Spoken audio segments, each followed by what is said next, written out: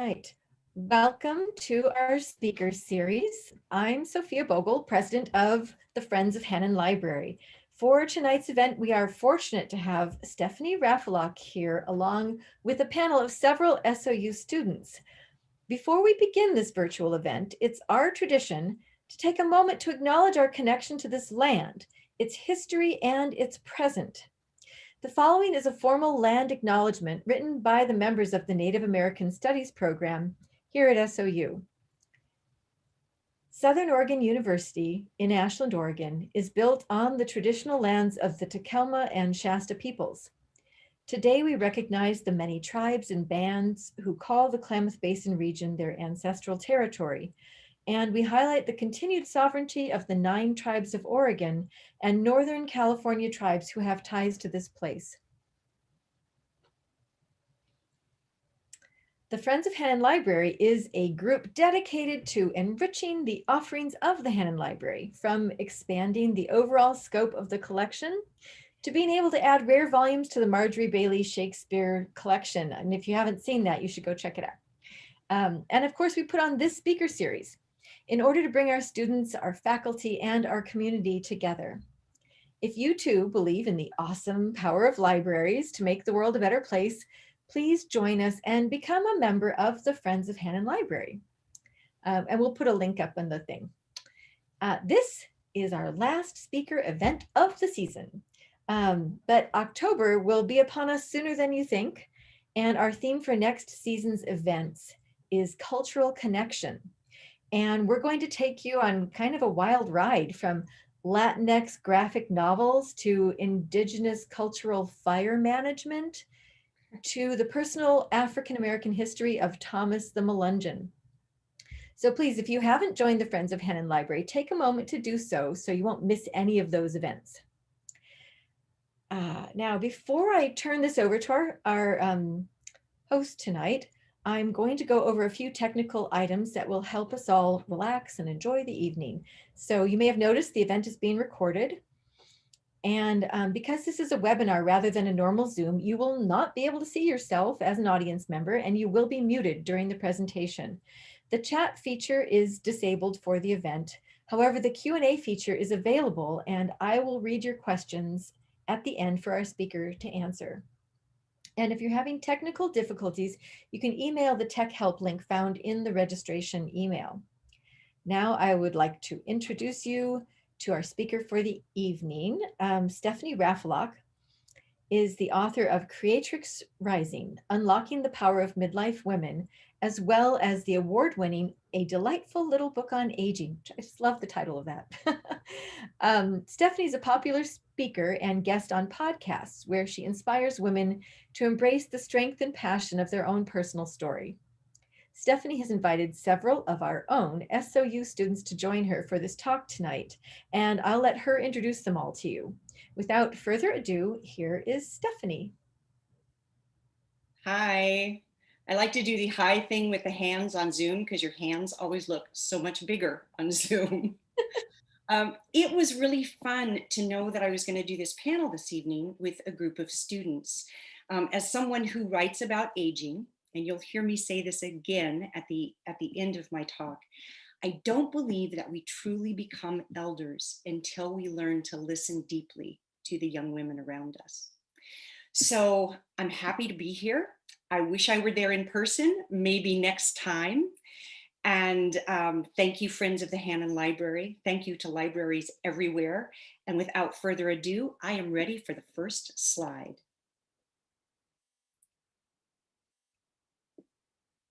Erica, should I be, oh, okay, I can see the slide, great. All right, so my talk this evening is twofold. First of all, I want to share with you my observations about the great creative surge that midlife women all around us are experiencing, and how it is that we are now in this evolutionary moment as women. To that end, I'm going to touch upon the power of knowing your personal feminist history, because that is how we unlock the great creative surge. It's by acknowledging the story that we're living in that the potential of life unfolds for us. Self-knowledge reveals all things.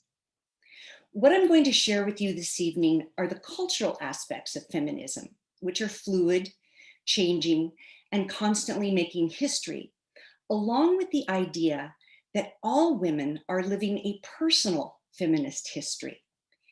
It's the quiet stories of women in our families who paved a way and paid a price so that we could become more, so that we would be lifted up. That's what a personal feminist history is. Next slide. In every family, there's that first woman, the first to go to college, the first to play a musical instrument, the first to vote, the first to start her own business. And you have to know that the women who were first in their families were met with challenges, objections, obstacles, and sometimes ostracization. These stories of our family inform and impact us, whether we're aware of that or not. Women's history is not just being made out there somewhere. It's alive, breathing, and happening in our very own lives. Next slide, please. We're all connected by our stories, and a good story can change the way that you see the world. Now, of course, my favorite story is about women. I love our history, our vision, our courage, and most importantly, I believe that it's valuable to see and acknowledge how we are constantly evolving. I want you to be inspired this evening to learn something about your own stories and the stories of women in your family. My hope is that we will contemplate these stories in future days and feel that surge of creativity and reimagining that they evoke. Next slide. Here's where I'm going to begin. Not with the individual woman, but rather a set of traits. To do that, I'll start with a quick definition of the word archetype. It means typical, a set of qualities that in their collective gives us a sense of who and how humans are in the world. For example, a warrior in an archetypal sense doesn't refer to a person, but to a group of qualities like courage, fighter, strength, power, etc. When I was in my 40s, I became aware of a feminine archetypal model, maiden, mother, crone. The model was meant to represent the summation of a woman's life. While I can relate to the maiden and mother part of that model, sort of, and I'll get to that a little later, most women I know, including myself, bristle at the word crone, as well they should. The word entered the lexicon around the 1390s, and it was meant as an insult. Next slide. Crones are portrayed as old and ugly. They are defeminized and desexualized. They are used up. And unfortunately, older women, even in this day and age, can be painted in this way, subtly or overtly. The word crone literally means disagreeable old woman. No woman I know wants that title. Contemplating the overarching journey of a woman's life is what drew me to this particular archetypal progression. But as I explored the phases, I quickly realized that there was something dreadfully wrong with them. First of all, the idea of maiden, mother, crone was defined by a man's ideas and not a woman's. Secondly, the gap between mother and crone was way too wide. Something was missing. One day, it occurred to me that I knew the story of the archetype that was missing and existed between the mother and the crone. I was living it, and so were my friends. Now, I've written about aging for the past several years. I'm curious about how we see ourselves as we age and how the world sees us. That personal process has underscored that there are certain cultural narratives that need correcting. Carl Jung was a psychotherapist and psychiatrist who practiced in the early to mid 1900s. He was considered one of the most important figures in the history of psychology. His analytic approach to understanding the human psyche included stories and archetypes that he believed served as clues to the human condition. He introduced the idea that archetypes were models of behaviors or personalities. But the model of maiden mother crone did not come from Carl Jung. It belonged to the Irish poet and novelist Robert Graves. In fact, the paradigm of maiden mother crone was only construed about 70 years ago. Next slide, please.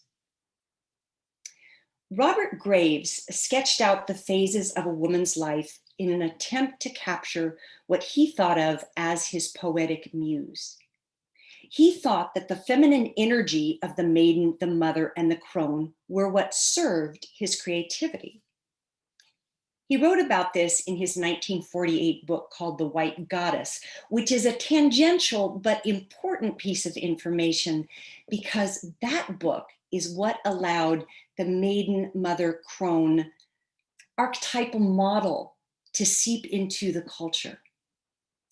Now, like Mr. Graves, I see the archetypes and their progression as a kind of muse, but with a major exception. We must acknowledge that the archetypal model of maiden mother crone is being reimagined and redefined, only this time by women. Culturally, women are reinventing themselves beyond the often inaccurate definitions of the patriarchy. To see oneself these days as a maiden, remember I said I'd get back to this part? It conjures up images of virgins running barefoot through the forest looking for a husband. And motherhood today is much more grounded in the courage of baby barf on your shoulders and skin knees than it is in the saintly Madonna archetype that it used to be. Finally, midlife women are rejecting the pejorative title of crone and are growing into greater self-awareness and confidence. None of us are buying into the myth that with the accumulating years comes insignificance. Next slide, please. So, it's bold and it's brave to say there is a new archetype emerging, starting at midlife, starting around 50, starting at menopause. And what shall we call her, since I suggest we retire the word crone? I wrestled with this question when I was writing Creatrix Rising, Unlocking the Power of Midlife Women. I wanted a word that was powerful and, more importantly, accurate.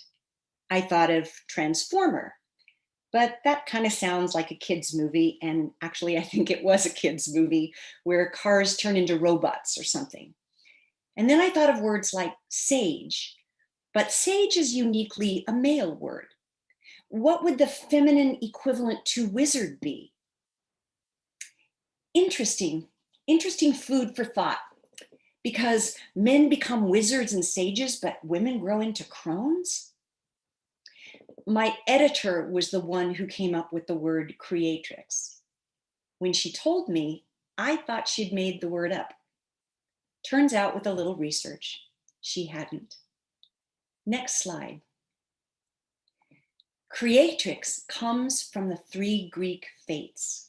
There was the spinner, the weaver, and the cutter. The weaver was the creatrix. The word creatrix means a woman who makes things. That's what happens at midlife. Now, I'm not saying that women aren't creative up to that point. They clearly are. But something happens when we are initiated into midlife through the process of menopause, where our creativity shifts. It matures. For example, let's take a look at the 2018 midterm elections. more women over the age of 50 ran for political office at a local, state, and national level than ever before in the history of our country. This is an example of the creatrix rising. Women who make things, be it leadership, gardens, or art. The evolution of strong and powerful women is educating us to the fact that we are always developing and can become more. Therefore, it seems that archetypes must evolve too, because our lives are so much more than the summation of Robert Graves' muse. So I want you to keep that in mind as I share with you a piece of ancient history about a group of women that I like to think of as being the first feminists in Western history. But unlike the story of Maiden Mother Crone, these were real women, not traits assigned to women. Next slide, please. History is written by the winners, but that doesn't erase marginalized stories. Those stories wait patiently to emerge at a time when the culture is engaged in change. Think about the women's movement of the 1960s and 70s. It was a time of social upheaval, a time of questioning, and a time of pushback on conventional norms. We're living in a time of social upheaval again. And though it may not look like it now, the chaos of such upheaval helps to propel us forward in our strength and personal power, which then results in change. This piece of ancient history that I'm going to share with you is a moment not unlike what we are living through now. And it illustrates how long women have been striving for things like equality, life on your own terms, being seen as intelligent and capable. To reimagine, reinvent ourselves, and the world in which we live is a bright star with a long trail behind it, still blazing across the woman's sky. The women I'm going to tell you about existed from the 11th to the 12th centuries. They were called the Beguines. The name came from a kind of bonnet that they wore to identify one another. And they lived in the area around Belgium, France, and Germany. Next slide. This picture, by the way, the Beguinage at Bruges in Belgium, these women eventually built their own homes. And there are these massive places called Beguinages throughout France and Belgium and Germany where these women lived. So in those times, there were two options for a woman's life. One was the option of marriage, and the other was going into a convent. Women were not allowed to live alone. A woman living on her own was highly suspect in the 11th century. But you know how women are. There's always that one troublemaker, that one woman who speaks a little bit louder, a little bit firmer, and takes the risk of doing what she believes in. Such a woman was Mary Diogenes. Mary lived between two worlds. Neither a nun or a wife, she dared to go out on her own. And where did she go? Into the leper colonies to minister to the sick. Followed by a handful of other women, these were the very first Beguines.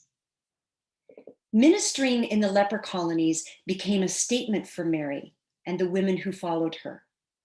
It said, I'm capable, I'm caring, I'm following the promptings of my heart. Women, unlike men, if you remember your religious history, were not allowed to preach the word. But they were allowed, however, to share visions and dreams and to prophesize. This fact helped the Beguines to develop a very esoteric kind of evangelism that gave them a sort of spiritual independence. Simultaneously, because the Beguines had started to live together in small colonies, They created income streams to provide for themselves. At an unlikely time in history, these women were both spiritually and financially independent, something that had been unknown to women in Europe up until this point. Now, the church, of course, was very concerned that there were women living on their own. Oh my gosh, what will they get into? So they sent a young priest, Jacques de Vitry, to investigate what the women were doing. Well, Jacques was so taken with the women's attitude of service that he traveled back to Rome to report to the church that these women were truly doing God's work. Thus, the reigning pope decided that the Beguines should receive papal protection. And that's what allowed them to continue their way of life and to flourish. After a period of time, the Pope died, and the new Pope didn't offer the Beguines any protection.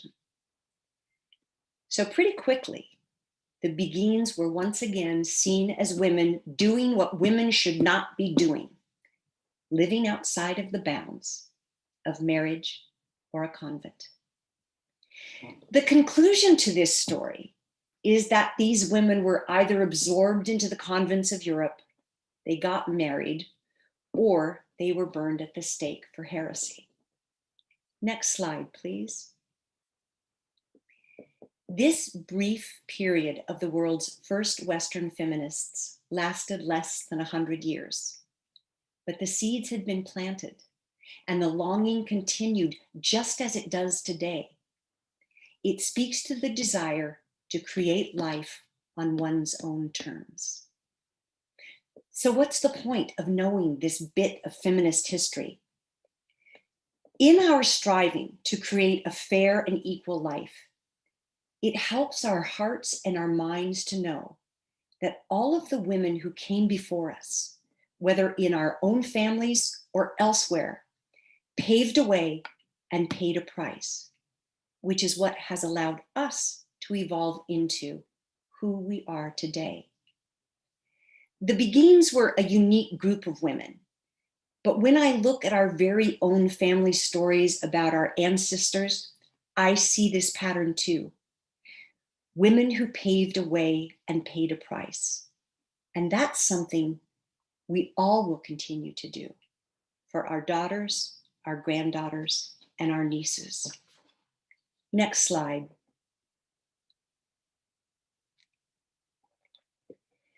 The Beguines is a somewhat buried story of feminism, and it should inspire us to look at our own history, our own desire to do life on our terms, and how that contributes to the creativity and the juiciness of life. The kind of creativity that is capturing the hearts and minds of women has been centuries in the making. This continuing slow roll of equality born of independence. We are living an unending story, meaning that there is always room for growth, change, and evolution.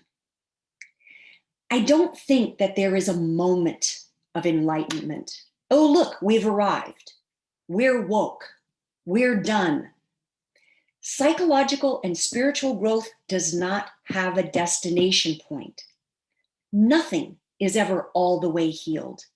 Nothing is ever enlightenment and then you've got it wired. We all have this potential to grow and change until the day we die. And then the next generation picks it up and they grow and evolve until the day they die. I find this idea of continued growth and expansion, of continued evolution, both heartening and hopeful. So keeping in mind that story of the archetypes and now these first feminists, let's fast forward all of it into present day. In the last 100 years of women's history, what was the one factor that changed everything? The vote? The right to work? Next slide, please. You know what it was? The advent of oral birth control is what changed everything for women It spawned, no pun intended, liberation and gave room for other marginalized groups in the culture to rise up and seek reform.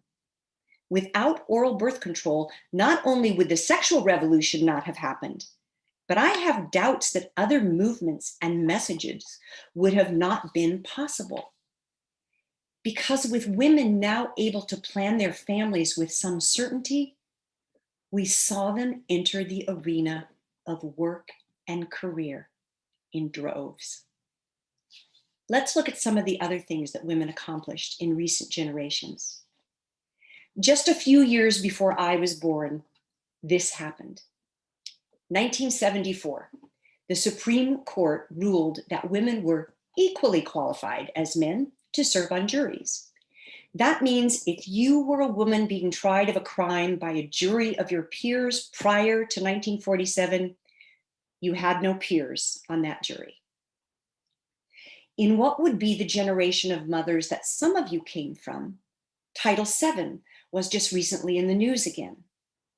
Title VII prohibits employers from discriminating on the basis of race, color, religion, or sex.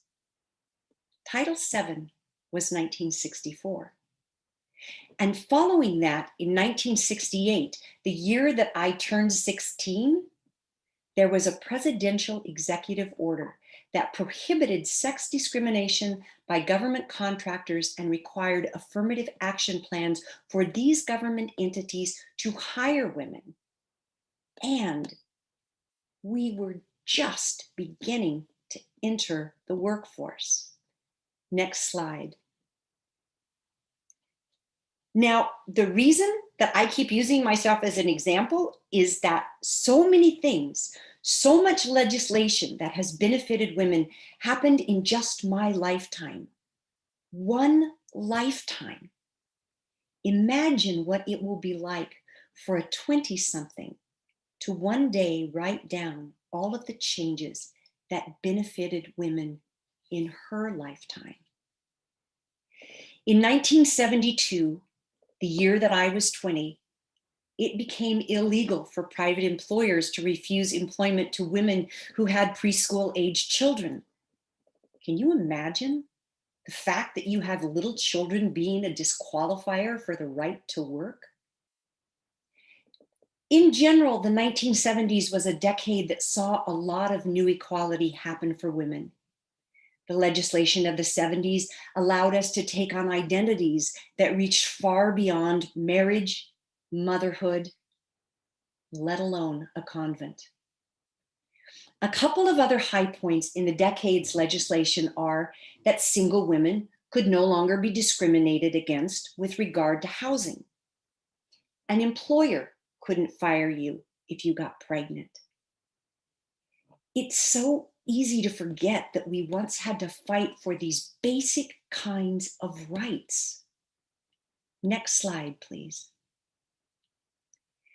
Less than 30 years ago, women who wanted a small business loan in many US states were required to provide a signature from a male relative. As recently as the 1970s, credit cards in many cases were issued only with a husband's signature. It wasn't until the Equal Credit Opportunity Act of 1974 that it became illegal to refuse a credit card to a woman solely based on gender. Each of these legislative acts have helped to inform the rising chorus of women's voices that are reshaping the leadership landscape in politics, corporate America, and education in this very moment, in this new century. Last slide, please. Maybe that was the last slide. I've given you these little snippets of women's history, a history of feminism, and of course, time limits us from fleshing all of this out. I've given you a sense of archetypes and how those patterns inform us. The entire point is this: the power and the creativity is within us, and it always has been. Just look at how tenacious we've been in keeping the desire for equality and independence and recognition alive for centuries. That's the great creative surge that we're seeing in midlife women. It's this acknowledgement that women's history is alive in us. It isn't just happening out there somewhere. So, what I want to do now is I want to go to our panelists because I love when I get to talk and learn from younger women and to find out what they have to say about feminism, their personal feminist history, whether or not they believe that equality and independence for women is on the right track, or is it even an issue today? Just as women my age carry a torch, a light that one day will turn around and pass to these young women, we have to realize that younger women also carry a light, and it illuminates not only the present moment, but the future. We don't fully become elders. This is what I told you in the beginning. We don't fully become elders until we recognize the importance of listening deeply to the young women around us. So I'm going to try to read the small print on here because I met most of these women this evening, even though some of them have texted me and emailed me in past days. But we have Bella McCord.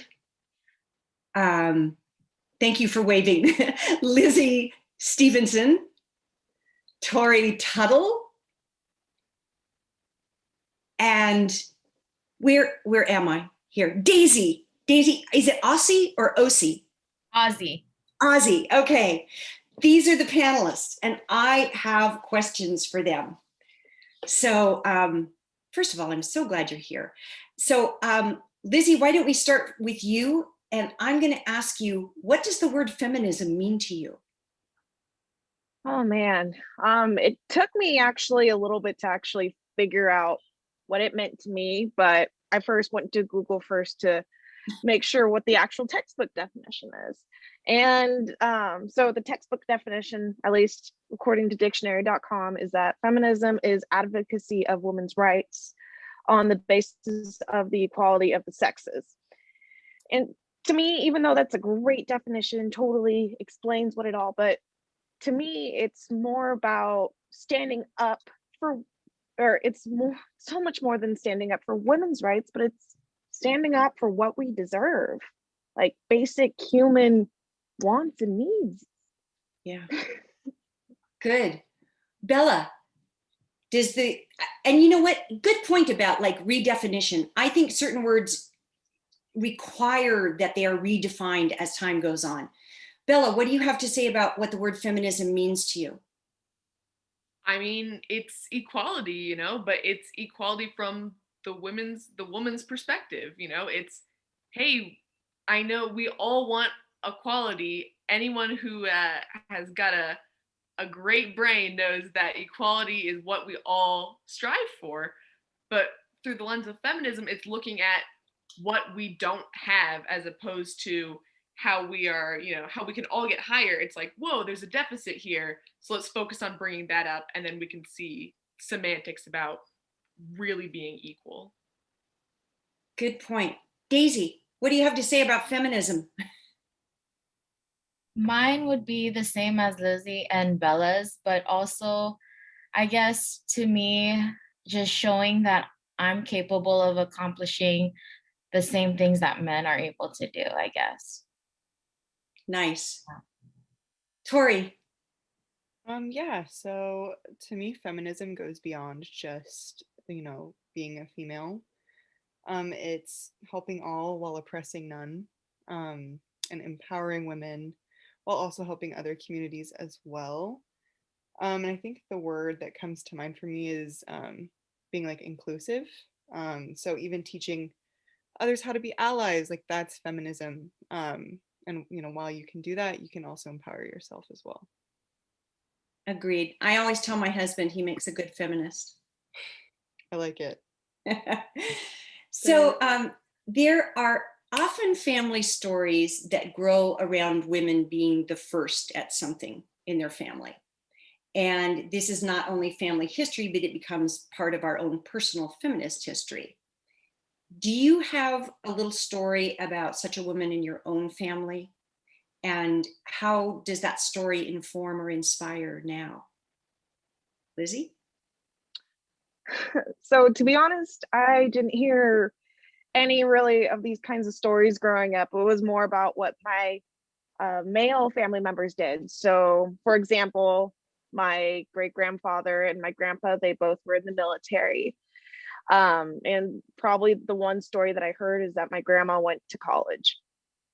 So, even though we don't have very many stories like that, my sister and I are creating a legacy for ourselves. My sister, actually, next week, she will be obtaining her master's, the first for the family. And for me, I'm the first female to join the military in my family and hopefully surpass the pay grades of what my great grandparents did, or what my great grandfather and my grandpa did, just to be on top. But my sister, she still inspires me, and she's one of the main reasons why I can keep doing what I'm doing. It's like, hey, if she can do this, then I can so do the same thing that she's doing. Good story. How about you, Bella? Yeah, that's beautiful. Well, I like Lizzie, a lot of my like further back family history is lost. But I have plenty to say about my mom. She's a wonderful woman and she's so strong, and I look up to her all the time. And she worked herself to the bone, with multiple jobs, getting her college degree, and figuring out just how her life would work because she had a lot of complicated backstory. um, but she was, a dedicated student. She was top of her class. She was running her sorority. She led yearbook. She does all of this stuff in college, and she's such an inspiration to me because of how hard she worked and how much she did during her short time at college. That here as a college student, I'm like, oh my gosh, I can't even live up to that. That's incredible. You're so powerful. So she really inspires me in that regard. Yeah, sometimes it's the woman that's the closest in, the mother or the sister that is the most inspiring. How about you, Daisy? Oh, I feel like I have to share a little bit of, um, I don't know, like a little bit more background about myself. Okay. So I I say I'm from the ocean. I was born in Hawaii, but my family is actually from a smaller island country called Micronesia. And we're very culture based, I guess. And I guess how else do I say this? My family grew up, it's really weird. So we have our culture side, and then when Christianity came in, we also like, I guess, adapted that lifestyle. And so my family grew up in a culture, but also Christian lifestyle. And I want to say my grandmother's sister is the person who inspired me because she was the first, I would say, female preacher to, first female Protestant preacher. And she had to go through a lot of like debates with a lot of elders in the church to like be in that position that she was. So yeah, I would say it's my grandma's older sister. I call her Nonoko. Her real name is Emiko, but yeah. That's a beautiful story because I mean that's the culture pushing in a way, but then also I mean I'm sure that family members had things to say about your grandma becoming a preacher. Good Oh for yeah, her. What a great story. yeah. Tori, women in your family. Yeah, so I'm gonna have to go with Bella's route and go the mom direction as Mm, well. Um, my mom's school is the first to offer a master's program for physical therapy. So it's not necessarily like a woman's first, but it's like kind of like a national thing, which was really cool. yeah. She had already gone to school for 6 years, and she finally realized her master's program was going to take 2 years longer than she anticipated. So that definitely made her pretty sad. But she, thought it was her dream, and so she pursued it. And it inspired me to see that challenges are positives, and to do whatever you want and, chase after your passion no matter how long it takes, because, she's this adult woman now and she is a wonderful physical therapist and a wonderful person in the community. And she really does help the community. And that community outreach is something that I also want to achieve in my life as well. Seeing her definitely as a role model for that. It's great. These are great role model stories. Um, what have your, I mean, you're all at Southern Oregon University, at least till 9 o'clock. What have your educational choices taught you about yourself and your striving for independence?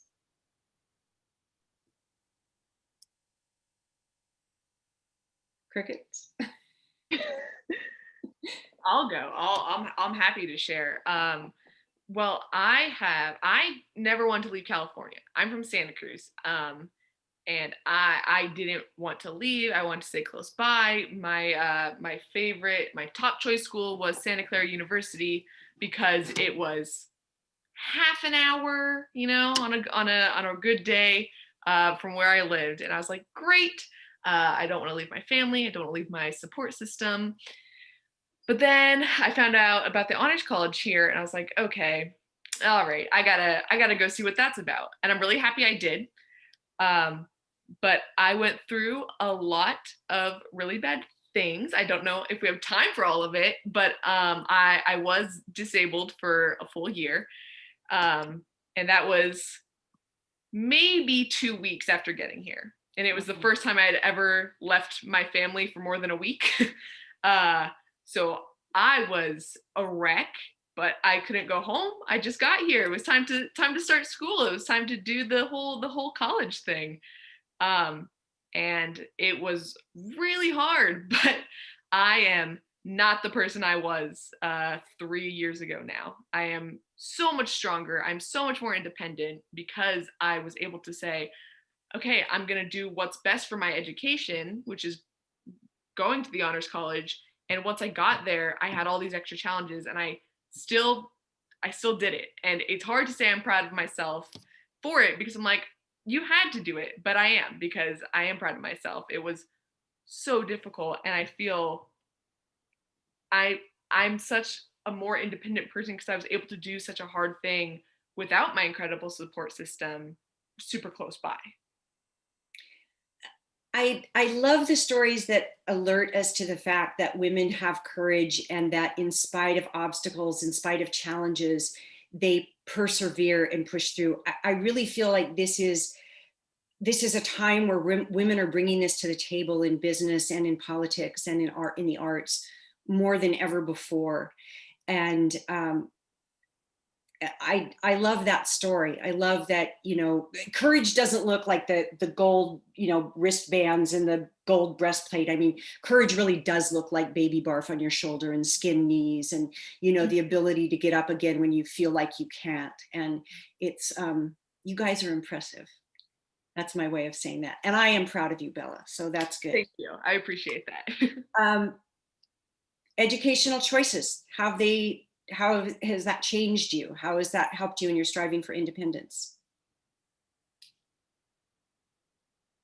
I can go. Okay.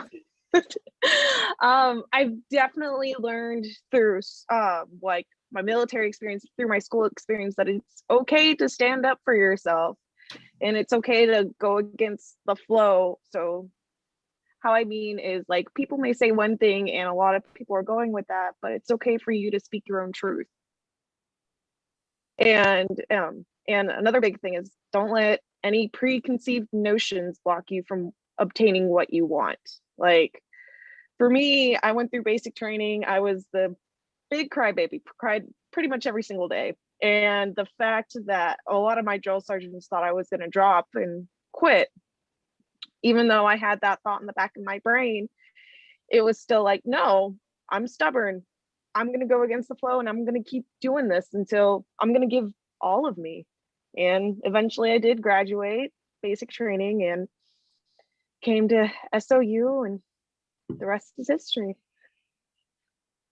With a good history yet to be made. Absolutely. How about you, Daisy?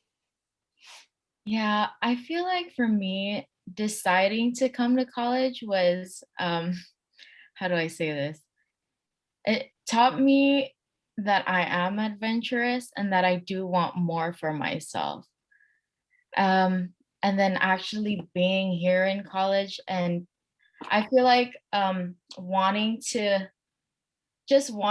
be more independent taught me that I wanted to gain my independence. So as I go along, I'm learning a lot of new things, facing a lot of challenges, and how do I say this? Just being positive that I will make it through um, has helped me. Good stuff. Thank Tori. Yeah, so personally, I found a lot of independence within my education. I mean, I came here and I knew absolutely no one, probably like everybody else here too. Um, and it's really big and scary, especially when you're an 18-year-old and you know, are raised in this house with all these social norms and you're kind of thrown into this big pool and you know, you're not exactly knowing what to expect. And I will say, like with my college experience, it's been honestly the best years of my life. Like this is wonderful.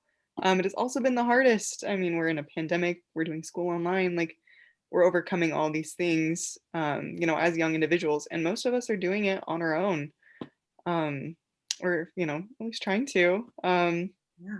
But seeing that growth and watching myself grow through those 4 years within college has been amazing. I'm a completely different person. I love who I am. I loved who I am back then, and I appreciate myself back then. But I really love who I am now, and I love, you know, how school has really taught me that independence, and you know, knowing that I'll have a career that makes me happy, and I'm not going to have to rely on anybody else for support. Really gives me that confidence to pursue my future. It strikes me that all of you have a language of independence that wasn't necessarily true in my own generation. My generation was still trying to sort out whether or not the competition should be for a man or it should be for a job. And so now, you know, like a couple generations later, the fact that you have a language that says, I deserve more, I want more, I want to grow, I want to expand, that's part of your language is so impressive to me and inspires me. So what would you like older women to know about being a younger woman today? Lizzie, I'll start with you. So I think something, and especially just trying to think like, because my grandma, she's of the older generation as well. And one of the things I would say is just like younger women are more off are starting to talk more about really difficult topics, especially like the Me Too movement and Asian hate and stuff like that. And that we have to be able to talk about our own bodies and what we want, or excuse me, I'm sorry, I wrote something down. It's like our bodies and what we want. If we are to cause any change, like we have to be the openers to that discussion. Yeah. Bella? Honestly, I have a lot of women in my family who were fighters then and are fighters now for women's rights and equality. And so I would say it's still hard.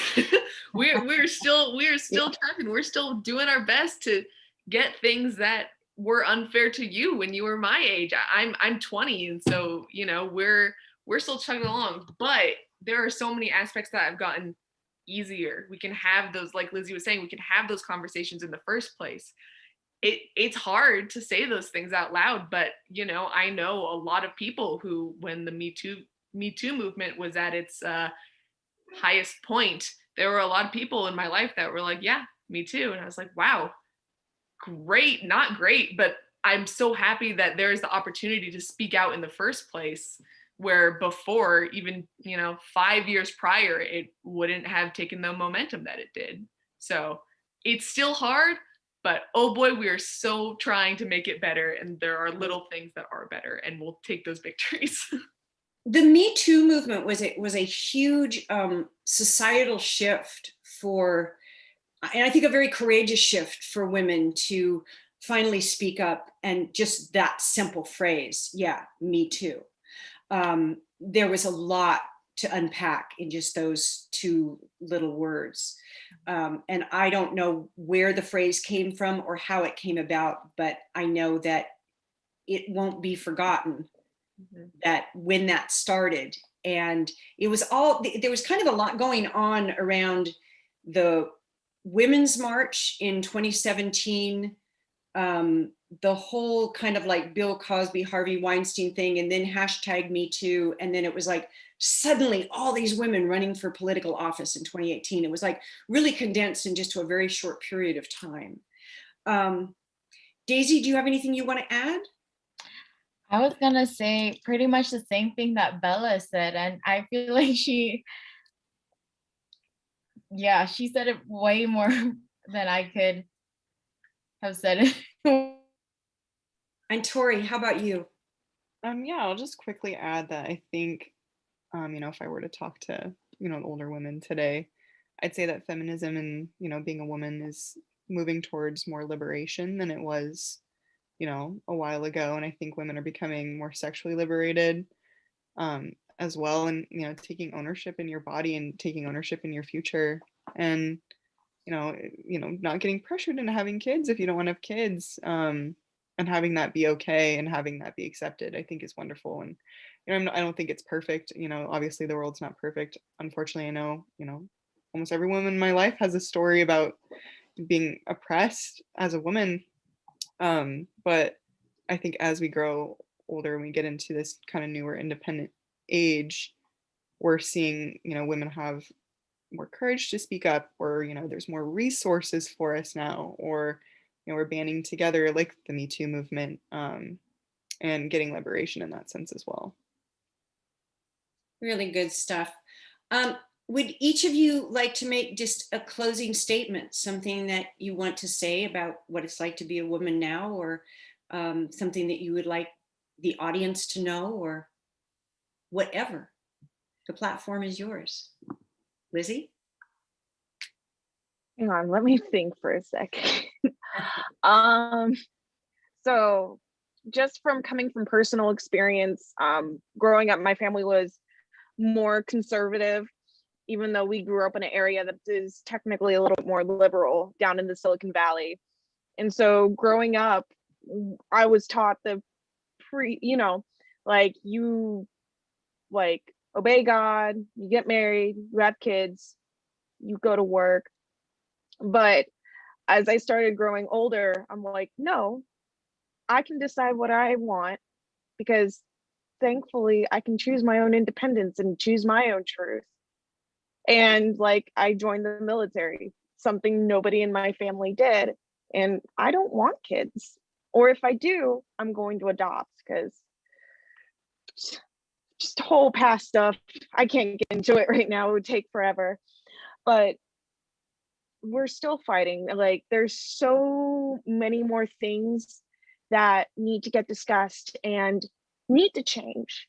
But the fact that women in previous generations have fought so hard for us to even get to where we're at, especially me, a female, being in the military, I think that's insane. And we're incredibly lucky to be living in the time that we're living in. Agreed. Bella, any closing thoughts? Yeah, I would just say I am a very traditional woman in a lot of ways. I am going into a female-dominated industry. I want to be an educator. I want to teach. I am very girly. I'm emotional. I'm a lot of those boxes that get checked when you think of the stereotypical woman. And I think that's true for a lot of women out there. And so things that evolve around what it means to be a woman is, changing, or it's, we're fighting for equality. We're fighting for, all of these things so that we can be seen.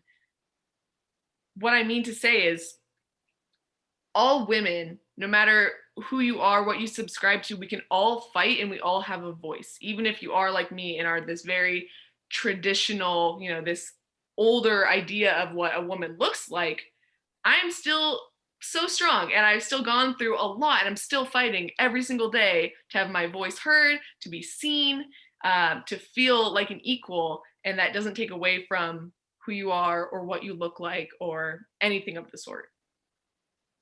Very good. Daisy? Oh my gosh, listening to everyone has been so inspirational. I feel like I don't know what to say, but thank you so much for having me. And I would say to everyone, or maybe to even younger girls, never apologize for who you are and for wanting more. Yeah. I guess one quote that I do like, it might be a little, I don't know, some people might think it's cheesy, but it says, be a girl with a mind, a woman with attitude, and a lady with class. And that's it. Very nice. Great. Tori? Yes, so maybe my parting words would be, fathoming worldwide feminism change can be, a really hard thing to, conceptualize. It's a large thing, it's a large issue, and there's a lot of things to change. If I were to speak to someone watching right now, I'd say start small, start at your job, start at your community, start in your friend groups, start having those conversations with people. Maybe enact a change at work. I've done it, sexism in the workplace, figure out what that means at work and try to fix that. Be a helping hand in that, or, volunteer at women's shelters and communities, do what you can in that sense. And then just informing people, if somebody makes a mistake and they say something, that's, not progressive or that you don't like, definitely voice that opinion. And most of the time, if you come at somebody saying something, what you said is wrong. But if you say it in a nice way, usually people are much more receptive to it and much more receptive to the idea of feminism. And not saying like if someone says something terrible, definitely line them out. But just going about it with kindness and small scales, I think is where we're going to see a lot of change. Oh, I love you guys. Were just terrific. And I think that all of our successes and all of our failures with women only means something within the context of the quality with which we love. That's what we bring to the table. So stand in the light of your truth and speak it. Thank you so much. Thank you. Thank you for having us here. Yeah. Okay, what do I do now, Sophia? Do I turn this back over to you, or? Well, that's a great question. We do have one question from the audience. Okay. It says, Texas, along with other conservative states, are attempting to cancel the history of all oppressed peoples, including women. What role will be necessary for women and men to combat this mentality of white patriarchy? So, well, my answer to that, and then I would love to hear from the panel, is that this is not a time to be a shrinking violet, that this is a time to use your voice in advocacy and in activism wherever and however you can, whether that's in just a conversation between people. Don't be afraid to, stand up and say what's true for you. I think that there is a lot at stake in our world right now, and it's going to take every single one of us being able to call it out when we see it, where we see it. And of course, anytime you can get involved in grassroots politics and local politics, have more impact than national politics as far as what we can do as individuals. Put yourself out there. That's what it's going to take, every single one of us. Yeah, that's a great point. I remember hearing something about like when you're trying to get your voice heard, like in a choir, and you're trying to sustain a note, you can't do it all the time. And so everybody sneaks in little breaths. And the point I'm trying to make is like, don't forget that you have to take breaks, but get your voice out there and other people will carry it for a little while. So yeah, it's important not to burn out. Good answer. Anybody else that wants to contribute to that? Yeah, I was gonna add, I'm glad that the question asker said men and women, because I think that's such an important part that we can tend to forget in the grander conversation, is that this, yeah, like Stephanie said, this is not just women. You know, we need men to use their voice as well to speak up for us and use a bit of that use a bit of that patriarchal power that already exists and say, hey, remember them guys. So this is, you know, women educating each other, educating men using that power that you have to open the doors so that we can get in, I think is the biggest thing to do. And then everything was said about grassroots. It's wonderful. And yeah. Just remind people, if anybody else has any other questions, you're willing, it's, you know, you can put them up there and I'll read them out, but we don't have any more at the moment. So. Okay. Well, we're a little after 9. So does anyone else have any, it's not actually, it's 9 o'clock my time. I should clarify that. I'm in Austin, Texas, which is a country unto itself, I swear. So it's almost 9, well, it's after 9 o'clock here. It's after 6 o'clock there. Is that right? 6, 7? What 7 time? o'clock. Okay. It's 7 p.m. Yeah. Well, I just want to thank everybody for being here and showing up like this. It's really, I got so much out of this, and I love listening to younger women. I have some young women friends, because why wouldn't you? I mean, yeah. Anyway, so this has been wonderful, and I'm looking forward to. I think we should have you back again, Stephanie. Maybe next year, the year after that. So can I come to Ashland for real? Yes, let's make that happen too. Let's do that. That would be wonderful. Well, I hope to see some of you in the library. Now you'll be able to go, hey, I know you. And I'll remind everybody that the Friends of Hannon Library would love to have you as a member. And I don't think that they're allowing friends in the library yet, but that's going to come around. So any day now, there's still ways to get books. All right. Well, I think we'll call it a night. Right. Thank you so much for being here. And yeah, we'll see you next time. See you next time. Thank you, ladies. Thank you. Thank you.